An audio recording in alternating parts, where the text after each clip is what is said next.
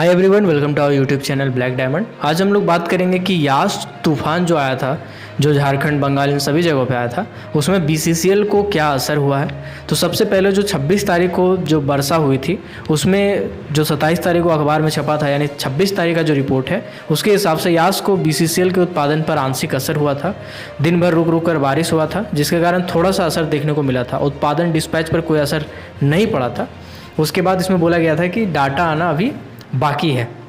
उसके बाद जो फाइनल डाटा बीसीसीएल ने जारी किया है, सब तूफान खत्म हो जाने के बाद जारी डाटा के हिसाब से 27 मई को बीसीसीएल को अपने टारगेट का मात्र 38% उत्पादन कर पाया। वहीं 70% डिस्पैच और 24% के आसपास ओवरबर्डन की निकासी कर सकी है। कंपनी का जो टारगेट था उसका 80,000 टन उत्पादन और 91,000 ton dispatch, 3.40 lakh cubic metre overburden की निकासी का था। इसके मुकाबले कंपनी 38.9 हज़ार टन कोयला प्रोडक्शन और 64.9 हज़ार टन डिस्पैच और 82.9 हज़ार टन क्यूबिक ओवरबर्डन निकासी कर सकी है।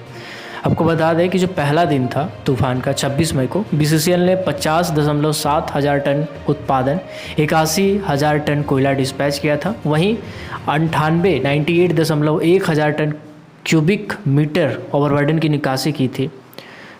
बीसीसीएल रोज़ औसतन एवरेज में 70 से 75 हज़ार टन उत्पादन और 90 से 95 हज़ार टन कोयला डिस्पैच कर रही है। वहीं 2.40 लाख से 2.50 लाख क्यूबिक मीटर ओवरबर्डन की निकासी कर रही है। टोटल 12 एरिया का प्रोडक्शन का बात करें तो 38.9 हज़ार टन उत्पादन हो पाया है, जबकि 82.9 हज़ार क्यूबिक मीटर ओवरबर्डन का निकासी हुआ है, जिसमें एक एक करके डाटा सबके बारे में दिया गया है। जैसे बरोरा एरिया की बात करें अगर, तो उसका जो टारगेट था वो 7.3 टारगेट था उसका, लेकिन प्रोडक्शन 3.1 हज़ार टन में सारा प्रोडक्शन इसमें दिया गया है, उतना हो पाया। ब्लॉक 2 की बात करें तो 8.7 हज़ार टन प्रोडक्शन रखा गया था, जबकि 6 उत्पादन किया गया है। गोविंदपुर की बात करें तो 3.7 हज़ार टन टारगेट था, 1.2 हज़ार टन प्रोडक्शन किया गया। कतरास की बात करें तो 8.4 में सिर्फ 6.3 उत्पादन हो पाया। सिजवा में 6.8 में सिर्फ 2.0 ही उत्पादन हो पाया। कुसुंडा में 11.9 में 5.8 ही उत्पादन हो पाया। बास्ताकोला में सबसे ज़्यादा हुआ और लोधना में 10.2 हज़ार टन का उत्पादन हुआ। ईजे एरिया में सबसे कम में से एक है। सबसे कम तो ऐसे पीबी एरिया में है, 0.6 हज़ार टन का प्रोडक्शन है। उसके बाद ईजे एरिया में है 1.3 हज़ार टन प्रोडक्शन है। डब्ल्यूजे एरिया में 1.5 है। ये तीनों एरिया में सबसे कम प्रोडक्शन है कोयला का। उसके बाद सीवी एरिया है, 4.3 हज़ार टन का प्रोडक्शन है। टोटल 80.4 हज़ार टन उत्पादन रहा है। और अगर क्यों ओवरबर्डन निकासी की बात करें तो सबसे ज़्यादा जो ओवरबर्डन निकासी रहा है वो 53.4 हज़ार क्यूबिक मीटर ओवरबर्डन का निकासी रहा है, और वो बास्ताकोला का रहा है। तो मतलब बास्ताकोला का प्रोडक्शन भी सबसे ज़्यादा था, 14.3 हज़ार टन प्रोडक्शन था। और ओवरबर्डन निकासी भी बास्ताकोला ने सबसे ज़्यादा किया है, 53.4 क्यूबिक मीटर, हज़ार क्यूबिक मीटर ओवरबर्डन का निकासी किया है।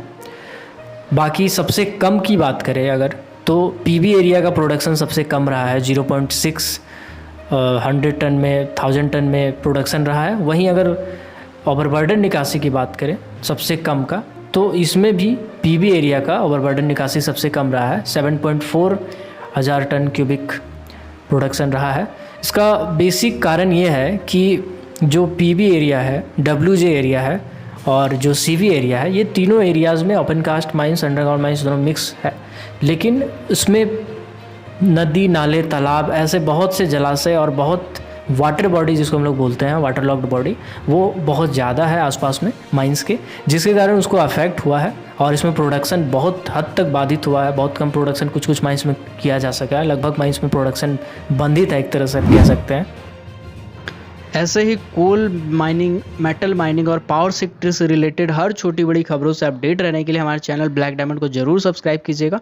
और इन सब सेक्टर से रिलेटेड वैकेंसीज़ के लिए भी हमारे चैनल को सब्सक्राइब करके बेल आइकन को प्रेस कर दीजिएगा, ताकि जब भी मैं वीडियो डालूँ नोटिफिकेशन सबसे पहले आप तक पहुँचे। Keep watching, keep supporting, till then, Jai Hind.